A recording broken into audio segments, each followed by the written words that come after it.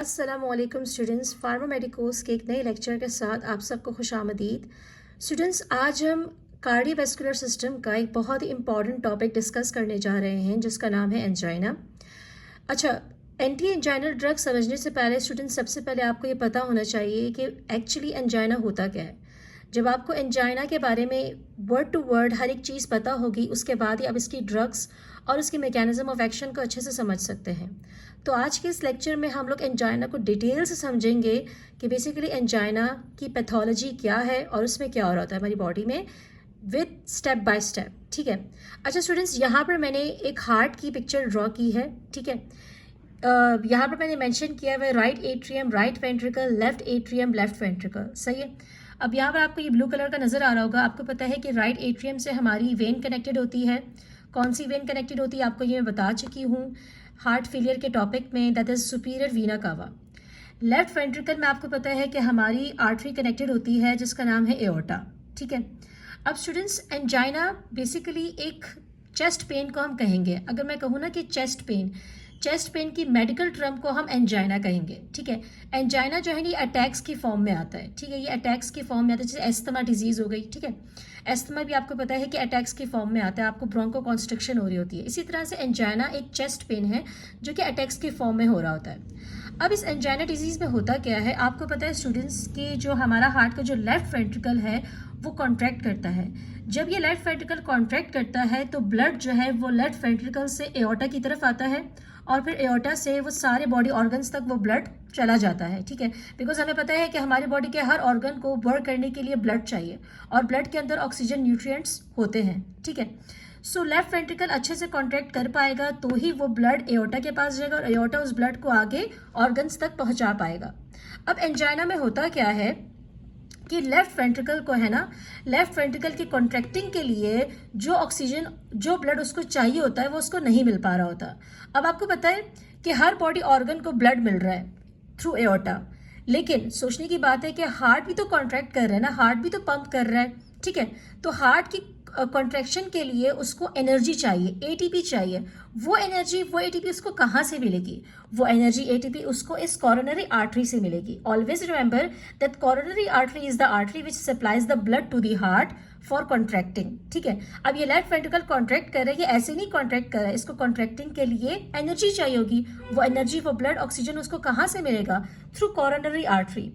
तो होता क्या है स्टूडेंट्स एंजाइना में कि लेफ्ट वेंट्रिकल से आपको मैंने यहाँ पर ग्रीन कलर मेंशन किया हुआ है कि इसको जो ब्लड सप्लाई मिलेगा वो इस कोरोनरी आर्टरी के थ्रू मिलेगा। ठीक है। इस कोरोनरी आर्टरी के थ्रू उसको ये ब्लड लेफ्ट वेंट्रिकल देगा।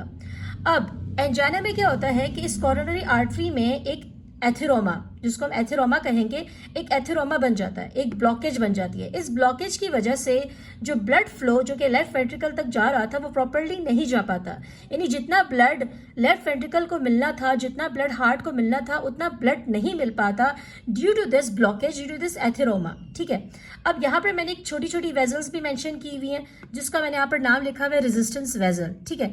ये छोटी छोटी जो वेजल्स हैं ये रेजिस्टेंस वेजल है और ये जो बड़ी सी वेजल यहाँ पर मैंने मेंशन की है जिसके अंदर मैंने ये ब्लॉकेज भी बनाया हुआ है, इस बड़ी सी वेजल को हम लोग कंडक्टेंस वेजल कहते हैं। क्या कहते हैं स्टूडेंट्स? Conductance vessel. ये रेजिस्टेंस वेजल, ये कंडक्टेंस वेजल, ये पूरी की पूरी एक आर्टरी है, कोरोनरी आर्टरी है जो कि ब्रांचेस में डिवाइड हुई हुई है। ठीक है। मेन जो आर्टरी है ना वो है कंडक्टेंस वेजल। कंडक्टेंस वेजल से ही इन रेजिस्टेंस वेजल्स को ब्लड मिलेगा। तो अगर फॉर एग्जांपल स्टूडेंट्स अगर 70% ब्लॉकेज हो गया तो ब्लड कितना मिलेगा रेजिस्टेंस वेजल को? 30% मिलेगा। अब अगर आप 100% 70% निकाल दे तो कितना बचा? 30%। सो इट मीन्स कि लेफ्ट वेंट्रिकल को 30% ब्लड सब मिलेगा। तो अगर 30% ब्लड सब मिलेगा सो इट मीन्स स्टूडेंट्स के डिमांड ज़्यादा है और सप्लाई उसको कम मिल रही है। तो आसान वर्ड्स में अगर कहूँ तो एंजाइना क्या हुआ? एंजाइना, अगर मैं आसान वर्ड्स में कहूँ तो angina is the imbalance between oxygen demand and oxygen supply. यानी कि अगर हार्ट की डिमांड ज़्यादा है ऑक्सीजन की लेकिन उसको सप्लाई कम मिल रही है तो बीच में आपस में क्या हुआ? इम्बैलेंस क्रिएट हुआ। तो उस इम्बैलेंस को हम लोग आसान वर्ड्स में एंजाइना कहेंगे। स्टूडेंट्स, अब हम एंजाइना के टाइप्स को डिस्कस करेंगे। स्टूडेंट्स, एंजाइना के 3 मेन टाइप्स हैं। ठीक है। हर टाइप के साथ मैंने यहाँ पर बुलेट पॉइंट्स मेंशन कर दिए हैं जो कि मैं आपको वन बाय वन एक्सप्लेन करूँगी। सही है। फर्स्ट टाइप जो हम यहाँ पर डिस्कस करेंगे वो पहले है क्लासिकल एंजाइना। क्लासिकल एंजाइना जो है ना स्टूडेंट्स, वो प्रेडिक्टेबल है, यानी वो हमें पता है कि वो किस टाइम अराइज होगी। वो अराइज कब होती है? जब आप कोई एक्सरसाइज करें और ये ख़त्म भी हो जाती है अगर आप जब रेस्ट करें। ठीक है, रेस्ट पे ये रिलीव हो जाएगी, लेकिन अराइज कब होगी? जब आप कोई एक्सरसाइज करेंगे। सेकेंड टाइप है variant angina. Variant angina students ये हमेशा रेस्ट पे अराइज होगी, जब भी आप आराम करें। आपको पता है आप ये रात के टाइम आराम करते हैं या फिर अर्ली मॉर्निंग पे, तो ये नॉर्मली अराइज होगी जब आप रेस्ट करें, जैसे कि यूजुअली नाइट के टाइम पे या फिर अर्ली मॉर्निंग पे। और ये होता कब है? ये होता किस वजह से है? ये होता है स्पासम की वजह से। स्पासम का मतलब क्या है? जब भी किसी वेजल का ल्यूमेन जो है वो छोटा हो जाए, उस कंडीशन को हम स्पासम कहते हैं। तो इस स्पासम की वजह से आपका जो ब्लड सप्लाई है ना वो कम हो जाता है। ठीक है, तो इस वजह से वेरिएंट एंजाइना जो है वो कॉज हो रहा होता है। थर्ड जो टाइप है यहाँ पर वो है अनस्टेबल एंजाइना। अनस्टेबल एंजाइना जो होती है ना स्टूडेंट्स, वो प्रेडिक्टेबल नहीं है, ये सडन है, सिवियर है, कभी भी हो सकती है। और इसकी सिवियरिटी क्लासिकल एंजाइना से ज़्यादा होती है और इसकी लास्टिंग भी ज़्यादा होती है। ठीक है, ये लॉन्ग लास्टिंग है, सिवियर है, सडन अचानक से होता है। और ये अराइज कब होगा? ये भी रेस्ट के टाइम पे अराइज होता है। वेरिएंट एंजाइना भी रेस्ट के टाइम पे अराइज होता है, यूजुअली नाइट और मॉर्निंग पे। और अनस्टेबल एंजाइना भी रेस्ट के टाइम पे अराइज होता है।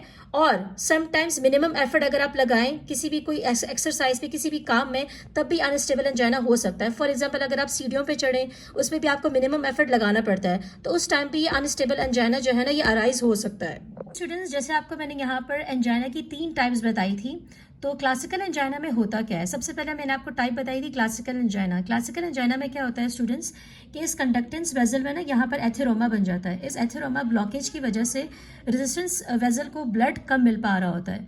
तो इसका ट्रीटमेंट एम क्या होगा? ट्रीटमेंट एम यही होगा कि आप हार्ट के वर्कलोड को कम कर दो। जब आप हार्ट के वर्कलोड को कम कर दोगे तो ऑटोमेटिकली जो 30% ब्लड मिल भी रहा होगा ना वो भी हार्ट के लिए सफिशिएंट होगा। सही है। इसके बाद स्टूडेंट्स जो सेकंड टाइप आपको मैंने बताई थी वेरिएंट एंजाइना। वेरिएंट एंजाइना में क्या होता है स्टूडेंट्स कि इस जो कंडक्टेंस वेसल, जो मेन आर्टरी आपको मैंने शो की है, यहाँ पर ना ही कोई ब्लॉकेज होती है, ना ही कोई एथेरोमा होता है, ना ही कोई थ्रोम्बस होता है, बल्कि इस वेजल जो होती है कि वेजल नैरो हो जाती है, स्पासम क्रिएट होता है। स्पासम की वजह से कि वेजल जो है ना इसका ल्यूमेन बिल्कुल नैरो हो जाता है। नैरो होने की वजह से क्या होता है कि ब्लड सप्लाई जो है ना वो कम हो जाता है। तो इसका ट्रीटमेंट एम क्या होगा? ट्रीटमेंट एम यही होगा कि वेजल का जो ल्यूमेन नैरो हो गया उसको आप बड़ा कर दो, डायलेट कर दो। तो उसके लिए आप वेजो डायलेटर्स यूज करोगे। ठीक है, सो ये ऑलवेज रिमेंबर कि वेरिएंट एंजाइना के लिए हम ट्रीटमेंट एम क्या होगा? वेजो डायलेटर्स। थर्ड जो आपको मैंने टाइप बताई थी एंजाइना की वो थी एंजाइना। अनस्टेबल एंजाइना में स्टूडेंट्स कंडक्टेंस वेजल में एथेरोमा के बजाय थ्रोम्बस क्रिएट हो जाता है। उस थ्रोम्बस को ख़त्म करने के लिए उसका ट्रीटमेंट एम क्या होगा कि आप उसके लिए एंटी थ्रोम्बोटिक ड्रग्स यूज़ करेंगे, जैसे कि एस्पिरिन हो गई। ठीक है स्टूडेंट्स।